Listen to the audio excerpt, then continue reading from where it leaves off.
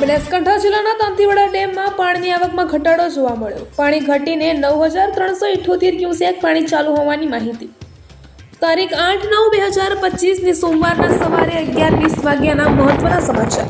દાંતીવાડા ડેમમાં પાણીની આવક 18,088 ક્યુસેક પાણી ચાલુ હતું, તે ઘટીને 9,378 ક્યુસેક પાણી ચાલુ હોવાના મહત્વના અપડેટ.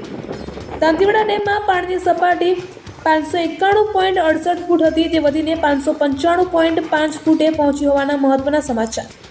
પાણીનો જથ્થો 65.68% હતો, તે વધીને 75.12% થયો હોવાના મહત્વના સમાચાર. દાંતીવાડા ડેમની ભયજનક સપાટી 604 ફૂટ જેટલી છે. આ હતા દાંતીવાડા ડેમના આજના 11:20 વાગ્યાના મહત્વના સમાચાર. તાજા અને મહત્વના અપડેટ જોવા માટે PHN ન્યૂઝ ચેનલને સબસ્ક્રાઇબ કરો, લાઇક કરો અને શેર કરો. Bureau report Pradhansinh Parmar, Banaskantha.